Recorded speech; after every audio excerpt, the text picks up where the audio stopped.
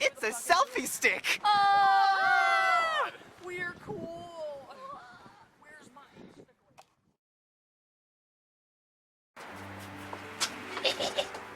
Oh, well hey Keybladers, you guys caught me with my best friends, a dowel rod and EVA foam. I thought it might be fun to bring you guys along for another how to make a Keyblade tutorial. So, I've already shown you how to make one, but I figured I might streamline the process. Starting with your dowel rod, make sure it's cut to your desired length, which this one already is, and it's sanded on the ends. Next up, take EVA foam, which you can get from any online retailer or even some in-person hardware stores.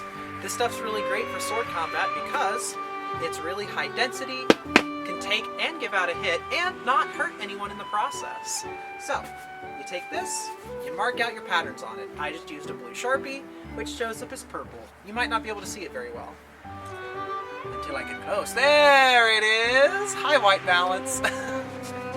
Anyway, take this and your little saw, which you can use a little hand saw, you can use an electric jigsaw if you're safe enough, and just get to cutting.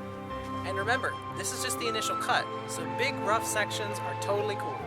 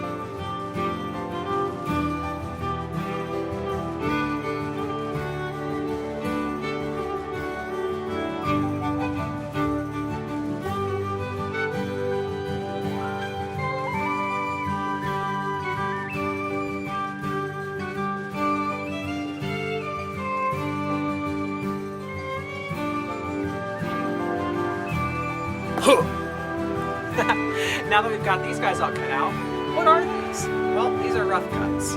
We just wanted to get those out of that big sheet as fast as we could. So we're going to have to clean these up a little bit. The more you can take off mechanically, with saws, chisels, knives, scissors, etc., the easier a time you'll have when you Dremel these edges once they're glued together. So, let's get to refining.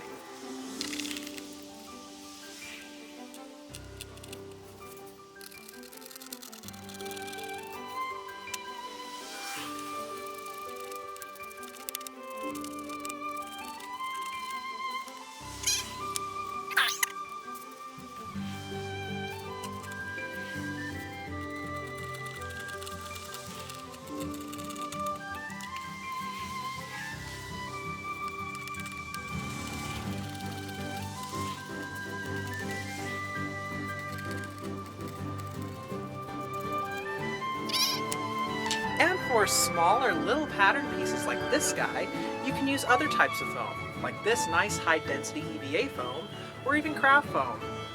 I'm choosing this high-density stuff because it has a little bit more firmness to it, and this guy's edges hang off the end of the Keyblade. So, I want to make sure it's protected. Shing! I've gone ahead and cut these guys out of my high-density foam. Now it's time to trim up my edges. And I can just do this with a pair of scissors.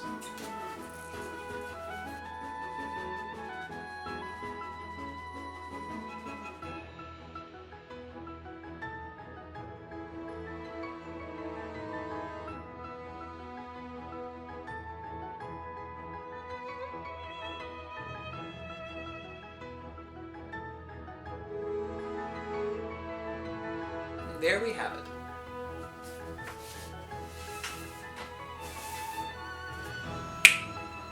Now that all these are cut out, some of them are ready to be glued up and left overnight, while others need one more step.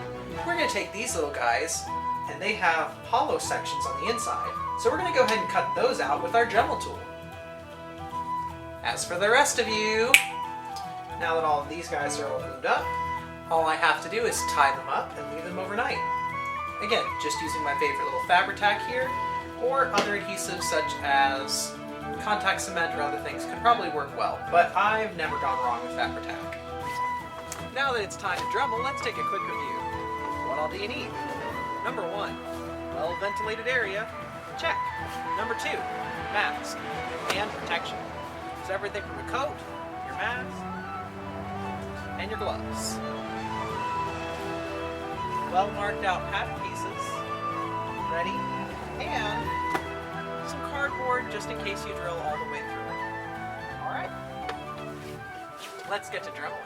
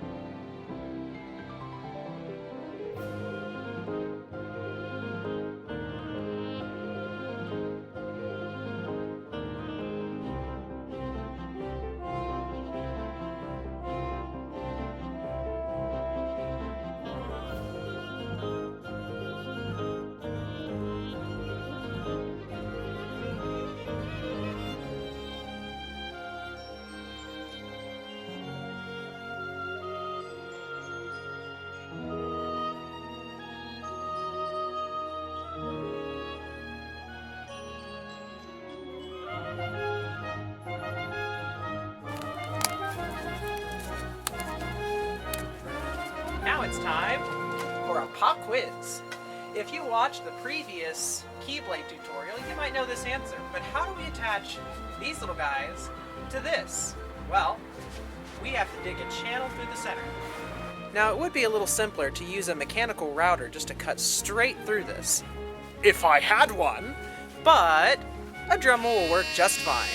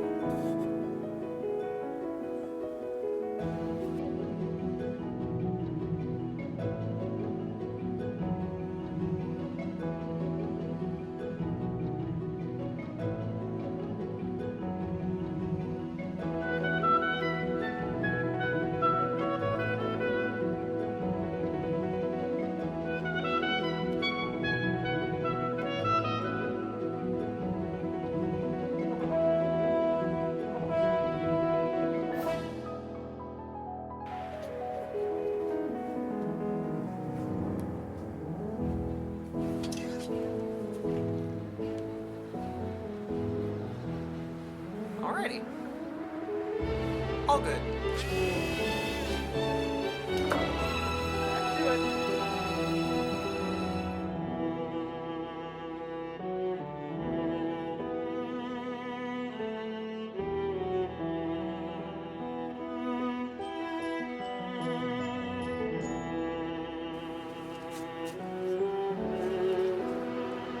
Here's how another head can be useful.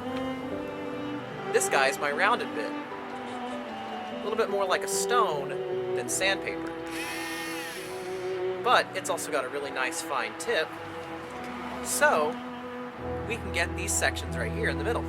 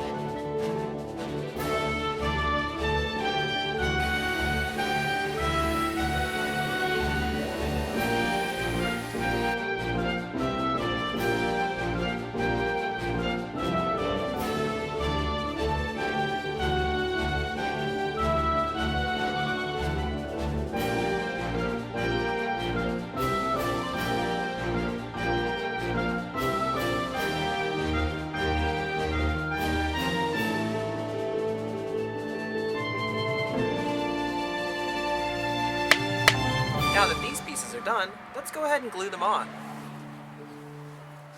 Got my Fabri-Tac here. Let's get gluing.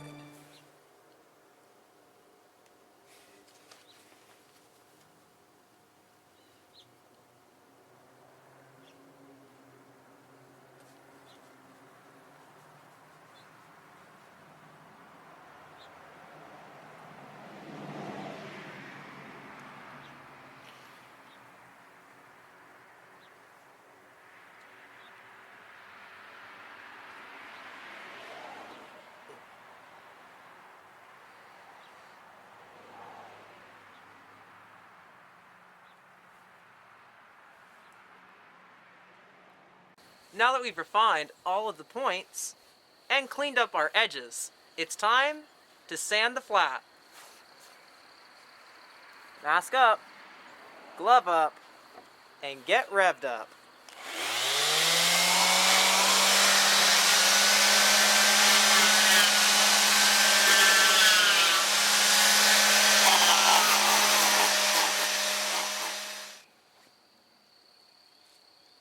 Now all that's left to sculpt is the back end.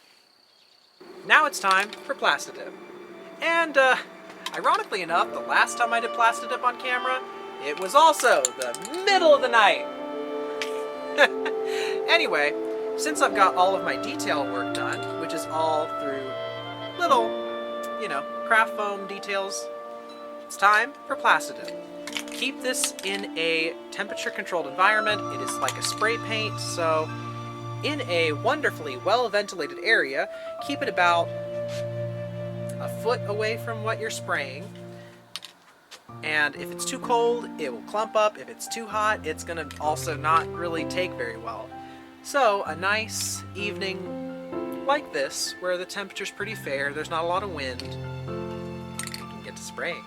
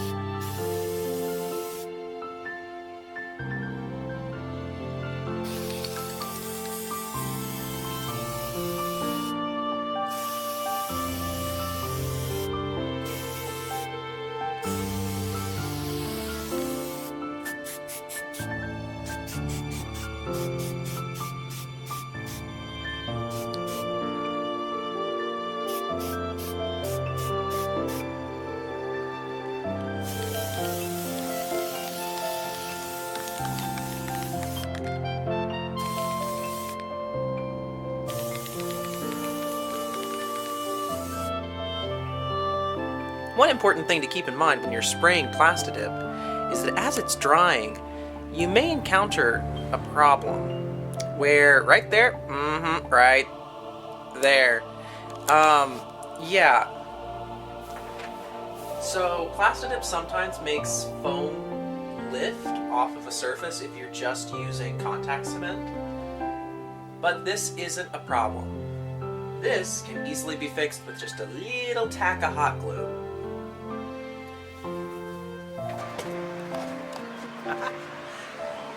Now that all the foam and plastic is done, let's keep spraying plastic, but this time let's use spray paint. We're going to start with gold because that's going to be the easier color to mask off. Remember, just like before, well-ventilated area, about a foot away. Let's have fun.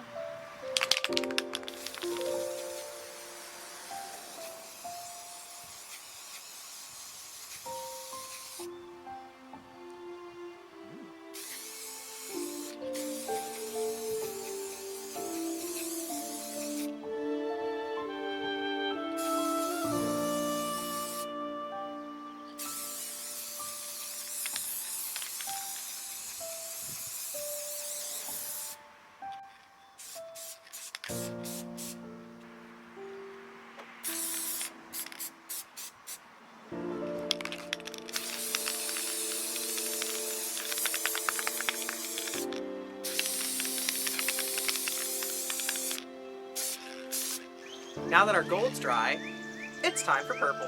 I've gone ahead and taped this all up, so let's get to spraying. Certain types of tape are going to give you cleaner lines, while others are going to be gentler on the other paint layers you already have down.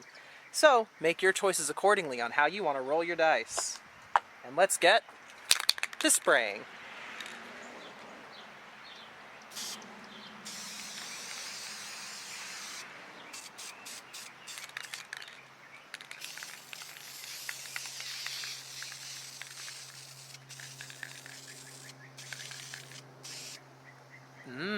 Yummy.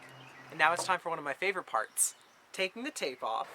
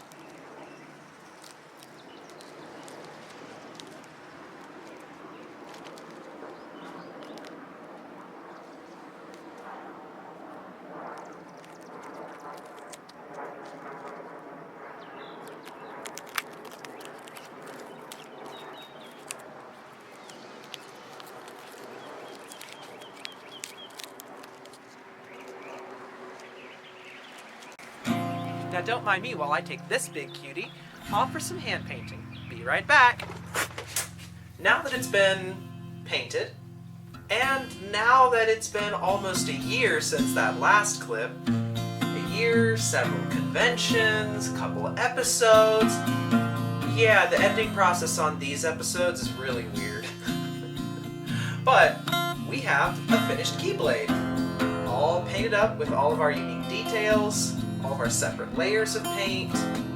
That's the power of masking.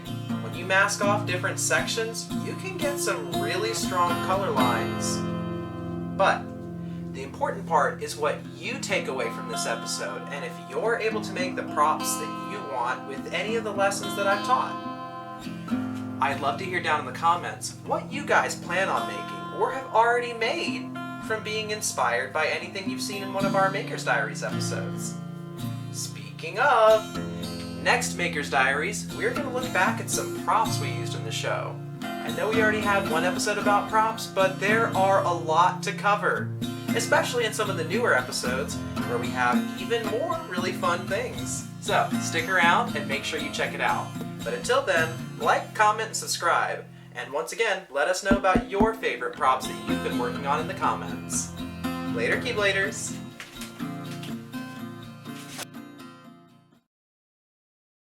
Alright, we're just gonna refilm the entire thing, because why not? Alright. Not alright. Stop saying that word.